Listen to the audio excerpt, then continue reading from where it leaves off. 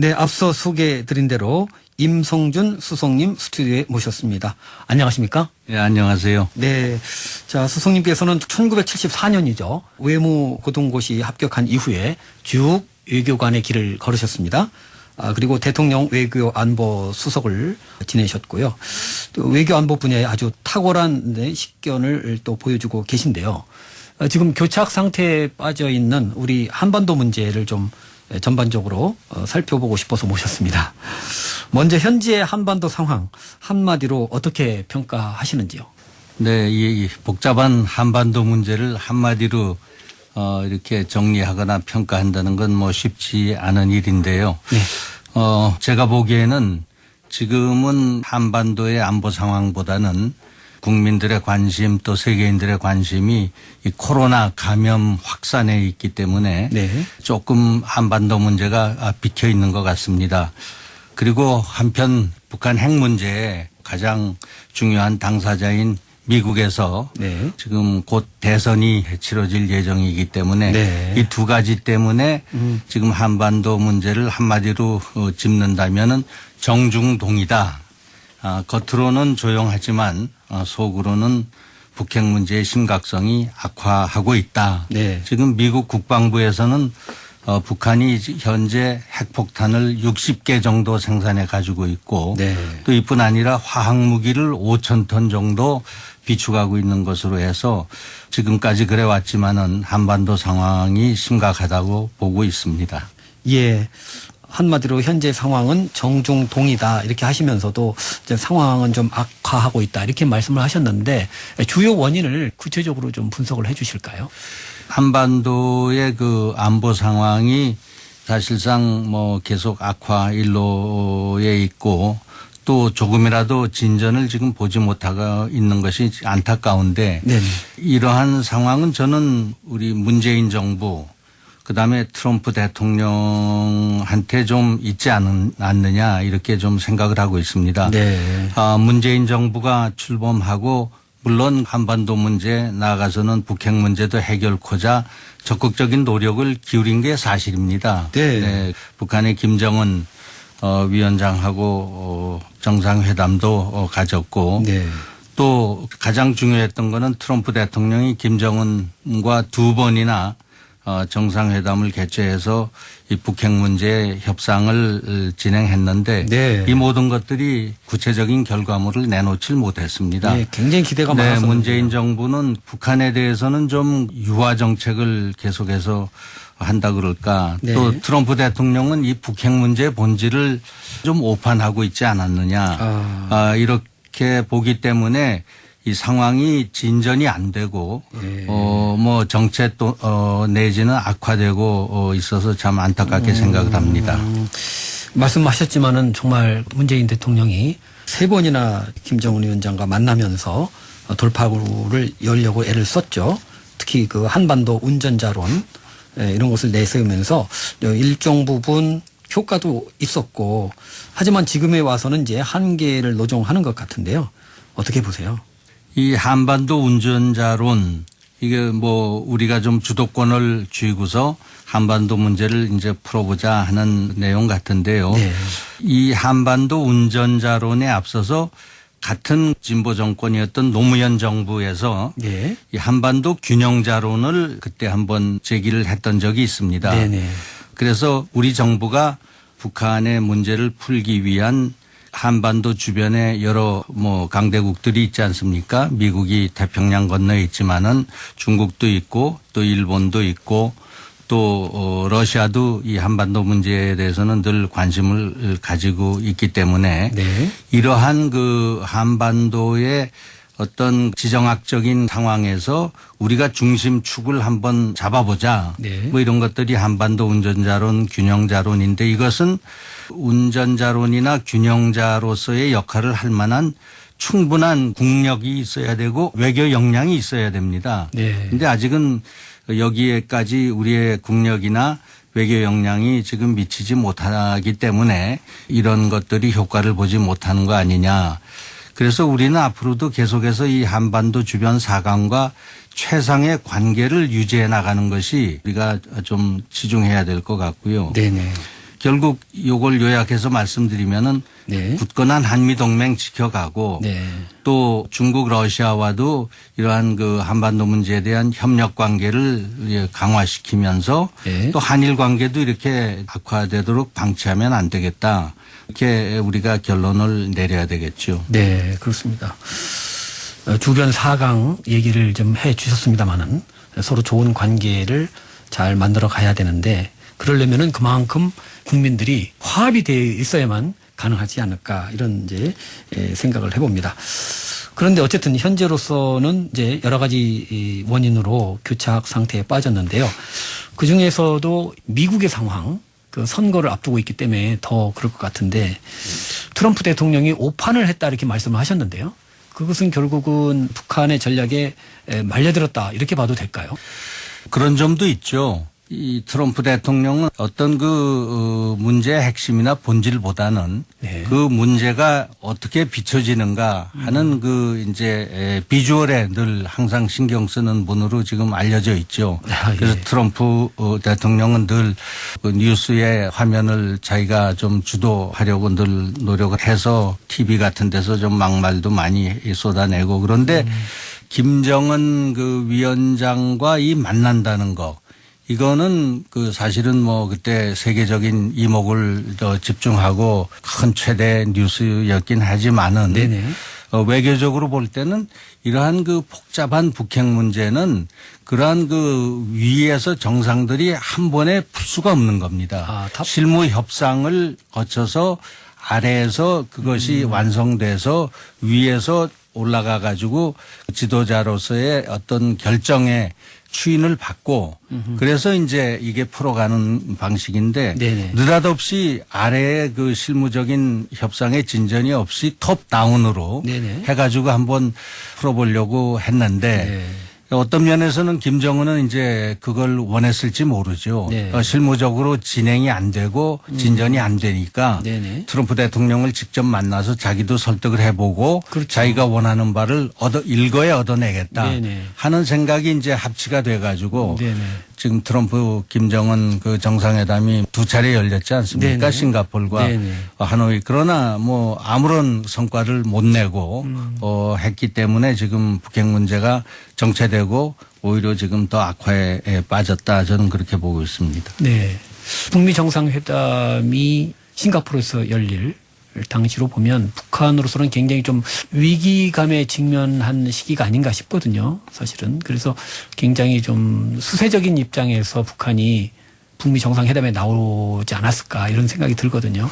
뭐 네. 김정은 위원장으로서는 집권 후 벌써 몇 년이 돼 가는데 주민들한테 자기가 집권함으로써 어떤 북한으로서의 경제력도 회복을 하고 주민들의 그 뭐 생활도 좀 이렇게 복지라든가 이런 것도 제공을 하면서 이끌어 가야 될 텐데 이것이 그 계속해서 북핵 개발을 위한 핵무기 뭐 미사일 시험, 핵무기 시험 이런 걸 통해서 유엔이 계속해서 북한의 뭐 여러 가지 활동을 옥죄는 그러한 결의안을 지금 계속해서 만들어 왔지 않습니까? 예, 그게 뭐 쌓여서 지금 뭐 저도 숫자를 지금 기억하지 못할 정도인데 예예. 제재 결의안이 해제되지 않는 한 북한은 어느 나라로부터 조금이라도 지원을 받을 수가 없습니다. 그렇죠. 그래서 이제 김정은으로서는 유엔 그 제재 결의안을 어떻게든지 풀어야 된다. 그렇죠. 그래서 그렇게 되면은 뭐 우리 남쪽에서는 늘 지원을 하겠다고 하는 거고 또 중국도 마음 놓고 북한을 지원할 수 있고 또 인도적인 지원도 유엔 쪽으로부터 받을 수 있으니까 네네. 이제 그걸 원하기 때문에 김정은도 여러 가지 위험을 무릅쓰고 싱가포르에 트럼프를 만나러 갔던 거죠. 네. 그런데 사실 그간에 북핵 위기를 해소하기보다는 오히려 핵무기가 60개 정도까지 늘어났다는 것은 상황이 더 악화됐다고 볼 수 있는 것이고 빅딜이냐 스몰딜이냐 그런 어떤 구체적인 방안을 가지고 이렇게 머리를 맞댔습니다마는 앞으로도 그런 상황이 지속되지 않으리라는 법이 없을 것 같아요. 새 정부가 들어선다 하더라도 미국에서요. 네, 지금 그 문제에 대해서는 뭐 돌파구의 전망이 전혀 보이지 않고 있는데요.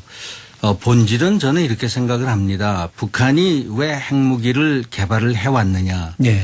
그 자기의 북한의 어떤 생존을 위해서 핵무기가 없이는 정권을 지탱해 나갈 수가 없다.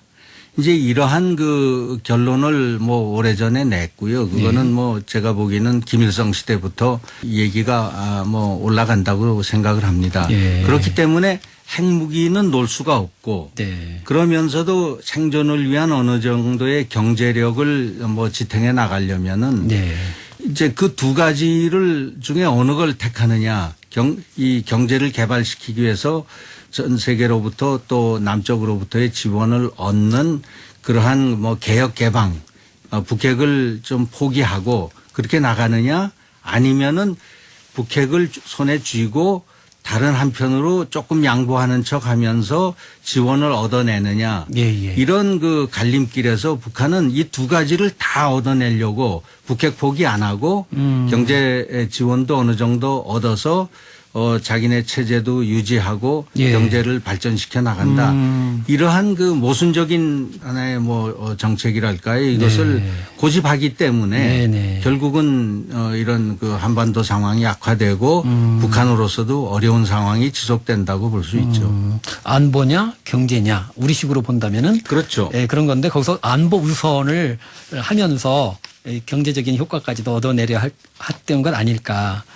근데 지금으로 와서는 코로나 때문에 아마 경제는 더 훨씬 더 어려워지지 않을까 싶습니다. 저는 북한 상황이 대단히 심각하다고 봅니다. 네, 네. 지금 뭐 우리 뭐 우리나라 남쪽에서도 지금 계속해서 제2차 감염 확대 파동이 지금 생기고 있는데 분명히 북한에도 이 코로나 상황이 심각하리라고 봅니다. 거기 네네. 방역 체제도 뭐 갖춰져 있지 않고 네네. 감염병에 대한 그 대책이나 이런 건 뭐 훨씬 저개발국이기 때문에 외부로부터 지원을 받기 전에는 이제 어려운 상황이기 때문에 이런 것을 김정은 위원장은 알고 있고 본인도 주민들로부터 격리돼 가지고 활동이 그동안 많이 제한되고 있고 그렇기 때문에 김정은 중병설이라든가 네. 뭐 사망설까지 지금 나온 적이 있고요. 네. 그래서 북한의 상황은 대단히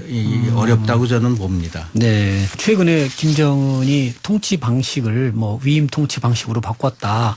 그런 이제 보도도 있고 그러한 북한의 변화가 어떤 것을 보여주는지도 궁금해요. 그거는 저는 조심스럽지만은 김정은 위원장이 뭐 아직도 나이가 젊고 아직 40대도 들어서지 않았지만 김정은 건강 이상설하고 좀 관계가 있지 않을까 이렇게 봅니다. 결국은 네.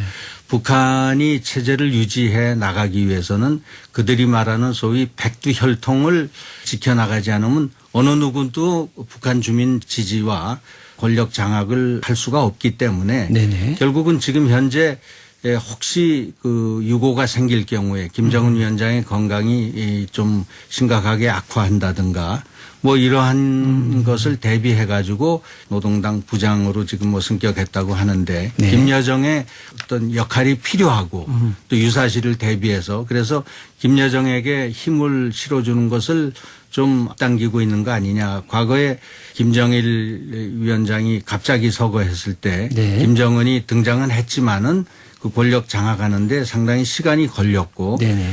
북한으로서도 이제 앞으로의 승계 문제를 좀 계속해서 편안하게 할 그러한 준비를 하고 있는 거 아닌가 뭐 그렇게 여겨집니다. 네. 어쨌든 이런 교착 상태를 통해서 북한은 안보의 위협을 어느 정도는 또 감소시킨 면도 있지 않을까 이런 생각이 드는데요. 그렇다고 한다면은 이 남북한 또 한반도 문제를 어디서부터 어떻게 풀어야 하느냐 하는 게 저희들 화두가 아니겠습니까? 네, 저는 뭐 지금 그 북핵 문제를 풀기 위해서 지금 1990년대부터 2020년이면 30년 이상 저도 뭐 외교관 생활에 거의 전부를 북핵 문제 해결에 뭐 좀 뭐 바쳤다고 할까요? 거기에 이제 시간을 대부분 소비했는데 예. 뭐 그 크게 진전되는 것을 보지 못하고 결국은 제가 외교관 생활을 마감을 했는데 참 유감스럽게 늘 생각을 합니다. 네. 이 문제를 풀기 위해서는 저는 기본으로 돌아가야 된다. 이렇게 생각을 합니다. 네네. 결국은 북한에 대한 좀 정확한 진단을 우리가 하면서 네. 북한이 무엇을 필요로 하고 북한은 어디로 가는 나라이냐 하는 그 정체성을 분명히 우리가 알고 기본으로 돌아가야 되는데 그것은 전 핵 문제는 언젠가는 이걸 해결을 해야 되는데 네네. 그 이제 시나리오는 뭐 여러 가지가 있을 수 있습니다. 이것이 갑자기 북한이 뭐 무너져서 이러한 그 위기 상황이 이제 도래하는 수가 있겠고 네. 또 북한이 개혁 개방의 노선으로 이렇게 들어서서 소위 소프트 랜딩 예.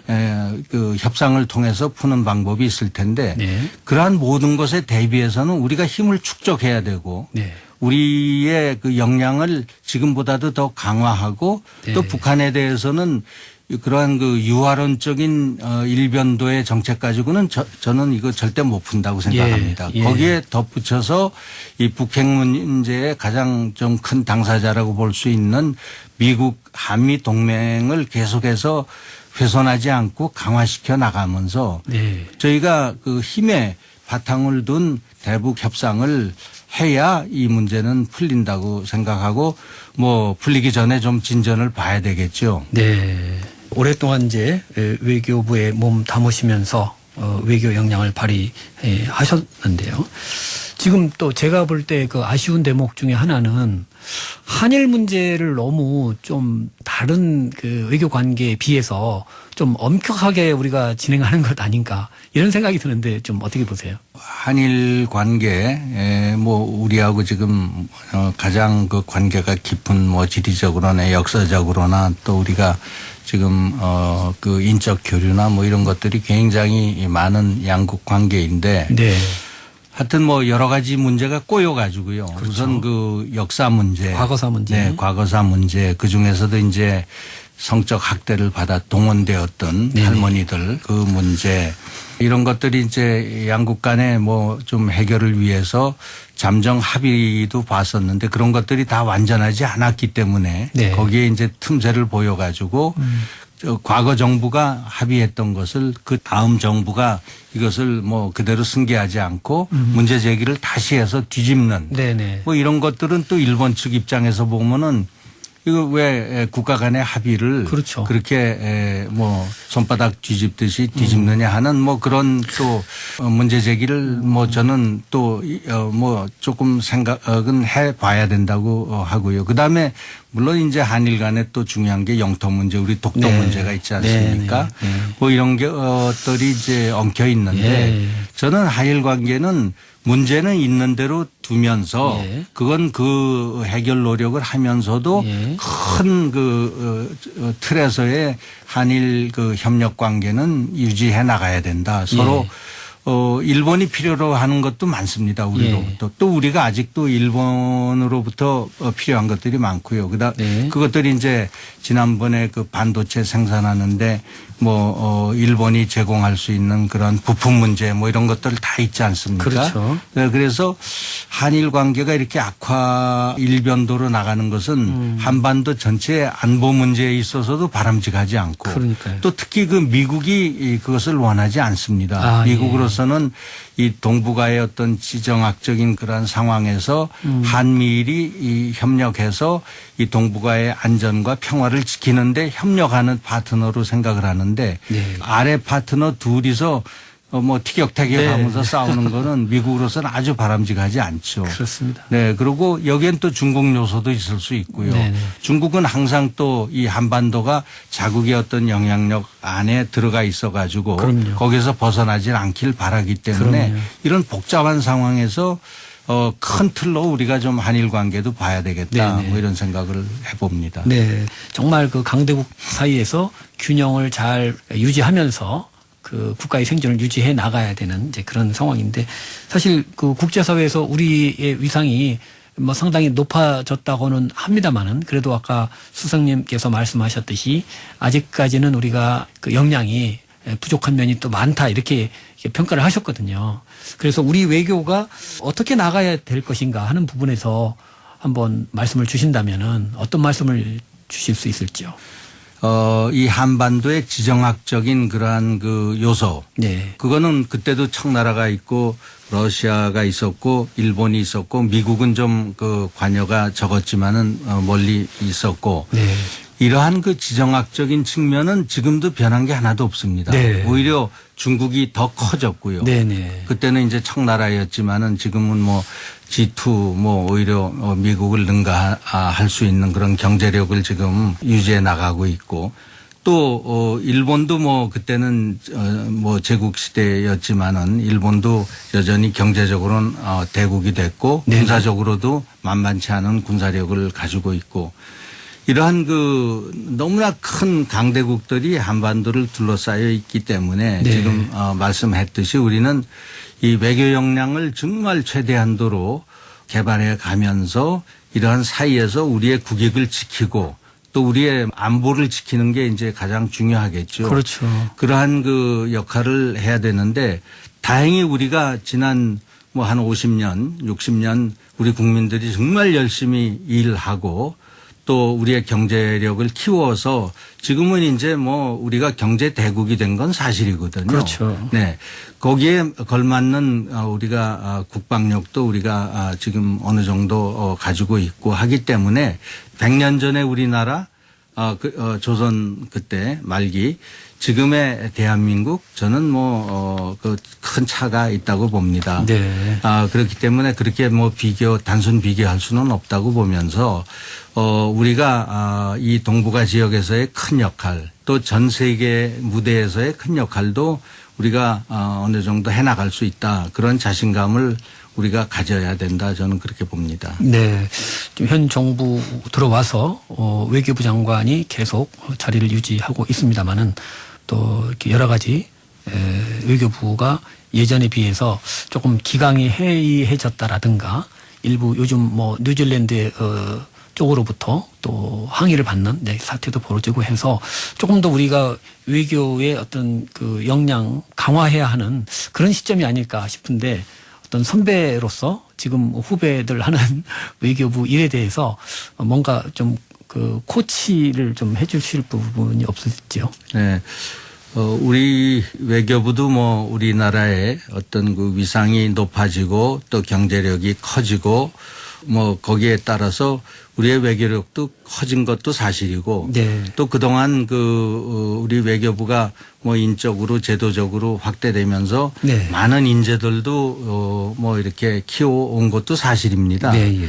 예, 그런데 뭐 좀 불미스럽게도 최근에 전 세계 우리 외교관들이 많이 나가서 활동하다 보니까 개중에는 좀 몇 사람이 그런 불미스러운 행동을 해서 우리 국민들께 걱정도 끼쳐드리고 네. 얼마 전에 이 뉴질랜드 사건은 뭐 조금 지금 그 사실관계를 아마 조사 중에 있다고 보는데 네네. 뭐 그게 정상 사이에서 이렇게 거론되는 거는 뭐 대단히 외교적으로는 이례적인 일이고요. 그러니까요. 네. 그래서 그 문제는 우리가 뉴질랜드로 하여금 정확하게 실체 조사를 해서 네네. 좀 따질 건 또 따지고요. 네. 네. 그 정상 간에 이렇게 불쑥 이런 문제가 논의가 되면서 뭐 우리 국민들도 걱정을 하고 대통령께서도 걱정을 하신 것 같은데 네. 예, 그래서 우리가 뭐 무조건 뉴질랜드에 대해서 사과를 할 것이냐 또 우리 외교관을 외교 특권 면제를 포기하면서 그럼 그 나라에 보내서 조사받고 법정에 세우느냐 하는 건 대단히 미묘하고 중요한 문제라고 봅니다. 그래서 그렇군요. 그런 거는 좀 잘 따져가야 되겠고요. 우리 외교관들이 뭐 제가 생각을 해보면은 외교관 초년 시절에는 우리 국민소득 1인당 국민소득이 뭐 1,000불도 안 되던 시절이었습니다. 지금은 뭐 3만 불 시대를 넘고 또 그렇기 때문에 국제 무대에서 우리 이 외교관들에 대한 그 시선은 뭐 이제는 굉장히 이 과거와는 뭐 비교할 수 없을 정도로 달라졌습니다. 네. 그래서 우리의 외교적인 발언권이 중요해졌고요. 네. 대한민국이 이 지구적인 문제 또 지역적인 뭐 여러 가지 문제에 대해서 어떤 입장을 취하느냐 또 세계 경제 문제에 대해서 어떤 지금 그 생각을 가지고 있느냐 하는 건 지금 세계 각국이 다 우리 이 외교관들을 쳐다보고 있습니다. 네. 그렇기 때문에 거기에 잘 대비를 해서 우리 국력에 맞는 그러한 우리 외교적인 입장을 정립도 하고 네. 뭐 전 지구를 위해서 우리가 큰 역할을 해 나가야죠. 이제 시간이 많지 않지만 그래도 외교관으로서 가장 뜻깊었을 때 그리고 또 가장 아쉬웠을 때 언제이셨나요? 저도 외교관 그 생활을 뭐 30년 넘게 하면서 네. 뭐 여러 가지 이런저런 그 일들을 많이 관여를 해왔고 뭐 특별히 참 보통 그 집안 가문에서 태어나서 보통 사람으로 외교부 고위직을 역임을 할 수 있는 그런 뭐 영광도 누렸고요. 그래서 정부를 위해서 국가를 위해서 기여할 수 있는 기회가 있었던 건 뭐 대단히 개인적인 영광이라고 생각을 합니다. 그 중에 제가 좀 기억에 나는 뭐 여러 가지 일들이 많이 있지만은 2000년에 네. 우리가 그때 아시아 유럽 정상회의를 유치를 했습니다. 네. 네, 그게 우리 뭐 정부 수립 사상 처음 또 우리 외교부로서도 처음 대단히 큰 규모의 다자 정상회의를 했죠. 아, 26개국 정상들이 모였습니다. 서울에. 네. 그래서 이제 김대중 대통령 시절이었는데요. 네. 그래서 그 다자 정상회의에 모든 우리가 경험이 없었는데 그 준비를 제가 좀 맡아서 했었습니다. 아, 그렇군요. 네, 그래서 그 아셈 정상회의를 성공적으로 저희가 치루었고 네. 그 이후에는 그 정상회의에 우리가 준비했던 그런 과정을 제가 전부 정리를 해서 네. 기록으로 남겨가지고 그렇군요. 그걸 하나의 본으로 해가지고 네. 그 후에도 많이 활용을 했다고 하는데 네. 뭐 그게 기억에 남고요. 네, 뭐 네. 그 외 여러 가지 일들이 있습니다만은 네. 뭐 그리고 어려웠던 거는 이제 저희가 아무래도 아까 말씀드렸다시피 우리가 외교관 생활을 시작했을 때 우리나라가 너무 어려웠고 네네. 또 그 후에 뭐 국내 정치적인 뭐 대통령이 뭐 암살당하는 네. 그러한 그 상황도 있었고 뭐 그러한 상황에서 우리가 지금 외교적으로 전 세계에 우리의 입장을 이렇게 잘 설명을 하고 전달하고 해야 할 때 참 난감했던 시절도 있었고요. 네. 네. 그때 우리 뭐 특히 제가 11.6 네네. 그때 1979년 9년. 네. 였던가요? 네. 8년이었던가요? 그때 그 초임 외교관으로 일본에 나가서 이제 근무를 하고 있었는데 그때 일본에 우리나라에 큰 흉년이 들어가지고 네네. 식량 자체가 부족했습니다. 아, 그 해요. 네, 그래서 일본에 대해서 뭐 우리가 식량을 원조를 받는 것보다는 우리가 일부 좀 빌렸다가 나중에 차관. 우리 형편이 나아질 때 네. 되갚는 네. 이제 그런 정부의 지침이 있어가지고 네. 일본 정부한테 쌀을 꾸러 다녔던 네. 그런 지금 시절도 있었는데 아, 그렇군요. 참 어려웠던 시절인데 물론 일본 정부가 흔쾌하게 우리 정부의 요청에 응해서 아하. 네 그때 뭐 쌀을 많이 우리한테 대여를 했던 적도 있죠. 그렇군요. 뭐 그런 어려운 상황들도 뭐 있었습니다만은 그 이후에는 우리의 국력이 올라가고 말씀드렸다시피 상당히 뭐 이제는 편한 그런 상황이 됐고 또 하나는 뭐 제가 유감스럽게 생각하는 것은 네. 이 북핵 문제가 이렇게 30년 넘게 지금 이렇게 진행이 되어 오는데 그 매듭을 짓지 못하고 이제 외교관 생활을 마감했던 것 뭐 이런 네. 것들은 참 아직도 아쉬움이 많는 그런 대목이라고 생각을 합니다. 네. 뭐 북핵 문제는 뭐 아직도 매듭이 안 되고 장기 과제로 남아 있는 것 같은데요. 저희 불교 방송이 이제 올해로 개국 30주년을 맞았거든요. 그 해외에서 또 외교관 생활을 하시다 보면 정말 유수한 언론들과 또 인터뷰도 하시고 또 뭐 교류도 하셨을 것 같은데 불교 방송 같은 종교 방송 채널에 혹시 당부하고 싶은 말씀이 있으실지요? 저는 이 불교가 우리나라에 전래된 게 6세기, 7세기경이라고 제가 알고 있고요.